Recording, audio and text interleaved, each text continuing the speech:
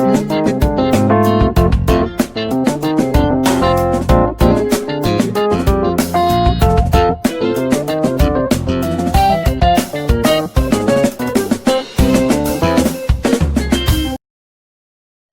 everyone, you are welcome to Anchor Network where you get reliable and authentic news that are so crucial to you. I say big thank you to everyone who has been part of this channel and who has taken time to subscribe. And if you are yet to subscribe, I say please click the red subscribe button and also the bell icon. The bell icon will allow you to get notified anytime we publish any news. The Efcc begins probe of Obasanjo, Yaradua, Jonathan's government over $16 billion power projects. In a fresh move to unmask the actors in the controversial $16 billion power project of the federal government, the Economic and Financial Crimes Commission (EFCC) has begun the investigation of the administrations of former President Olusegun Obasanjo, his immediate successor, the late Umaru Musa Yaradua, and former President Goodluck Jonathan. The three leaders and some of their officials are being probed over the role they played in the disbursement of the $16 billion on the power sector between 2006 and 2011 to various contractors. The probe of the investments in the electricity sector, which some Nigerians describe as a scam, came on the heels of President Muhammadu Buhari's recent declaration that he would recover the money from all persons and organizations involved in the alleged scandal. The humongous funds alleged to have been diverted into private pockets by the participating companies and other top officials of the government was during the power sector reform initiative by the trio of Obasanjo, Yaradua, and Jonathan. A very credible source in the EFCC told Leadership Weekend that so far the commission had uncovered certain disturbing issues, indicating that although the said sum of $16 billion covered investment in the whole power sector, which cut across generation, transmission, and distribution, the projects were actually handled by the Niger Delta Power Holding Company, NDPHC. Interestingly, NDPHC belongs to the three tiers of government: federal, state, and local government. The source said, our investigators also discovered that most of the firms which secured contracts under the power project collected huge funds in naira and dollars but did not perform up to 30% before abandoning them. Incidentally, most of the payments occurred between 2006 and 2011 during the regimes of former Presidents Olusegun Obasanjo, the late Umar Yaradua, and Goodluck Jonathan. He said, on how some of the transactions were carried out, the source said the first amount released under SS Crude Account (ECA) under the power project was about $8.3 billion. One of the major contractors was Roxin Engineering Limited. The company has been taken over by the Asset Management Corporation of Nigeria (AMCOM) for failure to meet other financial obligations. Meanwhile, Leadership Weekend learned that the company secured 4 contracts during the period under review and received over $2 billion in tranches of $180 million, $220 million, $240 million, and $480 million. The company was also alleged to have received the sum of $11 million and another 150 million naira under questionable circumstances.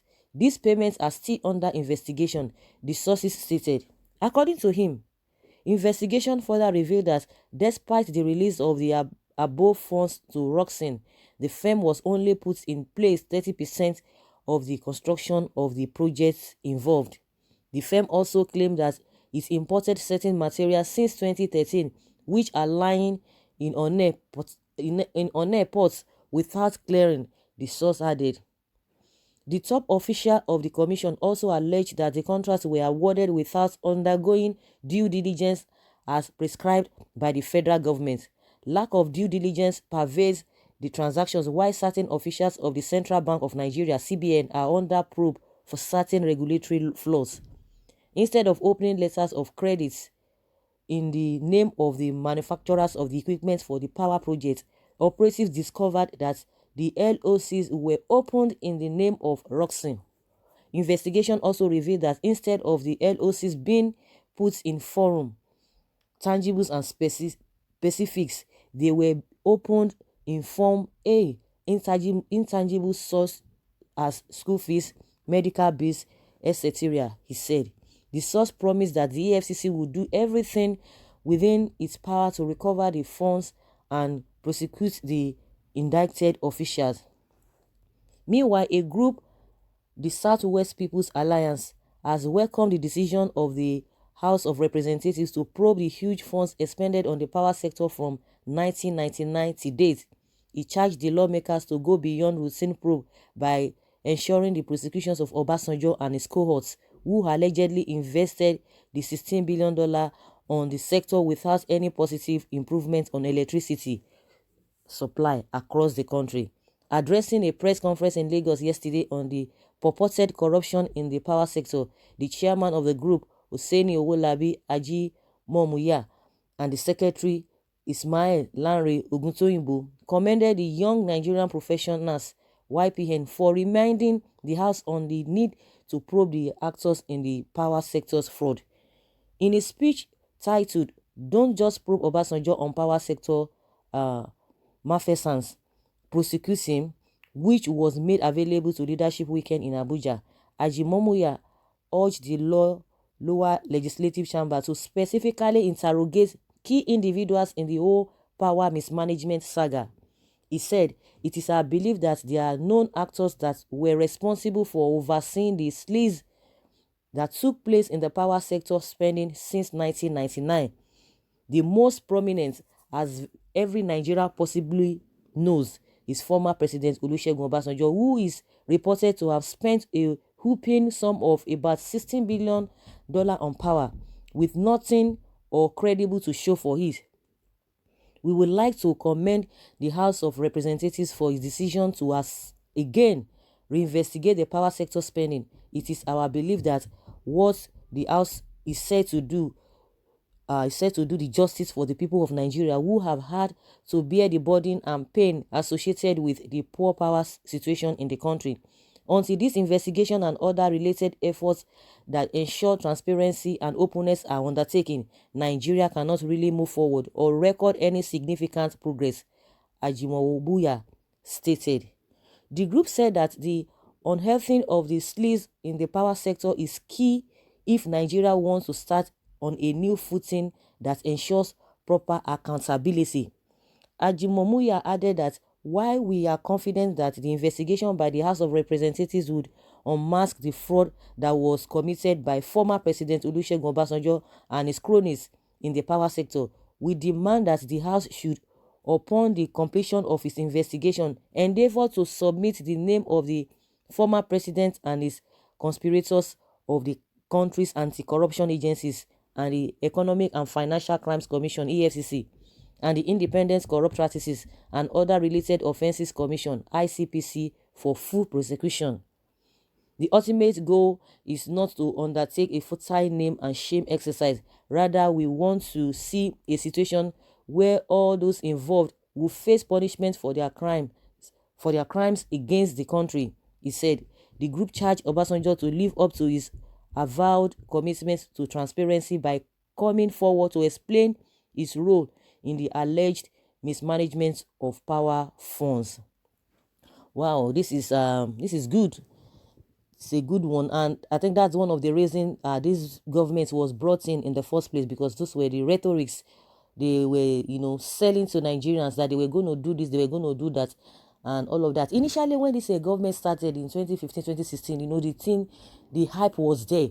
Oh, they were fighting corruption. Now, of course, they really brought out a lot of people, exposed a lot of things that were really happening in a PDP era, and people were like, wow, thank God for changing, for power to have shifted to APC, because we wouldn't have known all of this. Of course, let's still give it to the PDP. There were pockets of revelation they made, even among themselves, a lot of corruption cases and all of that. But it was not really, it was not really as high or evidence, or it was not really evidence. The way APC brought the old things, they made a lot of revelation about all these public officials, all these politicians, that were really involved in one corrupt practices or the other. So everybody was happy. So people were like, oh, why would they be doing that? It's we chanting. And my mindset that particular time was that it's a good thing. Thank God this APC, in one way or the other, they are going to be out of power. If they can probe other people, definitely it is a wake-up call for them to make sure they set their own record straight, because after they must have left the power, when other party comes in, they themselves will be probed. So it's a good step in the right direction. So it's not really a big deal. But at some point, people were like, oh, it's Win Johnson. They are, they're trying to shame the opposition. They are just trying to, they are not doing the investigation, thoroughly. They will just come with a shallow evidence or investigation. At the end of the day, you will not hear anything about it. I was like, it is a good thing, let them continue. Of course, the first thing is that the people that were really accused, were they framed up or whatever? If they felt that they were not framed up, let them come and explain themselves. But it turned out to mean that the government was not even serious. They were just trying to, expose people and all of that. But in whichever way they want to do it, if really they are sincere with the rhetorics they sang or they sold to Nigerians in that 2014, 2015, and they really continued and they were really transparent, of course, we would have gone far, would have made progress. But as it is now, no much progress has been made. Yes, they will say, okay, let's do a bargain, you return money, okay, whatever. If you have found guilty, most of them, they agreed, on this bargain, that you return the money and that's it. And which is not the best, because if somebody has committed an offense, for the person to have agreed to part the way with some money with the government, the person is supposed to face a persecution. Because if somebody, a Nigerian on the street, gets involved in such acts, they will never tell you that they want to get a kind of bargain.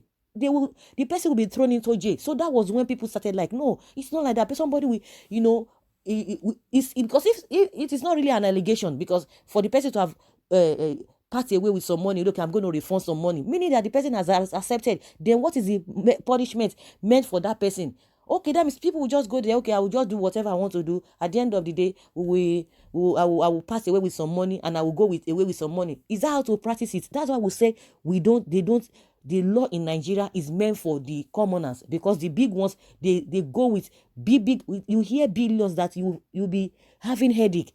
That really do we really have this kind of money in this country? Of course we do. And at the end of the day, somebody will go away with 10 billion. They will come and tell you, oh, we found out a lot of things with this person. And they say, okay, the person should just pay 500 million naira out of 10 billion. Where is that being done? And the person has committed an offense. By returning that money, why can't the person be jailed? And that was when people started like, oh, no, this thing is not really, it's not what these people really told us. It's really a scam. This fight against fighting corruption. And at the end of the day, we began to see a lot of things even happening under their nose, under in their own governments, and they refuse to act. Like the issue of the former SSG, and I'm trying to remember his name, and the one that said, who is the presidency? And at the end of the day, up till now, the case is still dragging. It's not as if it is in another party that they were like, okay, they are trying to investigate, they are finding it so difficult. And it's not as if it's really it's a long thing. It happened under their nose, and they were trying to be pussyfooty. But because Nigeria mounted pressures on them, that was why they tried to look at it like a month, almost 18 months after they started saying, okay, they are looking into it. Up until now, they've not done anything again concerning that man, the former SSG. His name just escaped my head. I know you guys know who I'm talking about. He said, who is the presidency? So at the end of the day, people just find out that, oh, this fight against corruption is just is a scam. It's a good thing. Like these people, they've mentioned Obasanjo, they've mentioned good luck Jonathan. Let them come and explain. So there's no need of sentiment. Oh, maybe because they are talking against the government, or because they are in opposition party and all of that. So no, if really they are involved in all of these things that they've from all these investigation according to EFCC, let them call them and let them come and explain themselves. That is how we will know that we are really fighting corruption. And if really they are clean, fine. If really they just want to, they are just trying to make up all of those things against them. Of course, at the end of the day, we will still know, because you cannot lie, over somebody. You cannot tell lies against somebody that the person did this and that. Thank God they are still alive. The only person that is not alive is Yaradua. So the other two people that are alive, of course, they didn't work in isolation. A lot of people worked under them, and that was why Shehu Sani said it will be difficult for Buhari to say he wants to probe Obasanjo, because most of the people that worked for Obasanjo, they are now Buhari boys. So let us see how faithful, they are going to go on this thing. Or it shouldn't be one of the things that they will just make a pronouncement. Oh, everybody will like, oh, it is true, it is true. At the end of the day, you will not hear anything against it. I hope it's not one of the things that they do, that they just want to divert our attention from all the things that are happening right now. So let us see how serious they are going to go about it. I'm of the opinion, let them interrogate them, let them investigate them, because we are talking about money here. But at some point, I heard from Obasanjo's quarter that the 16 billion was not really spent. Whichever way, let them come and explain it, because it is our money. But at the end of the day, they should not play politics with it. Thank you very much. That is just my own opinion, guys. I would like you guys to leave your opinion in the comment section. Bye.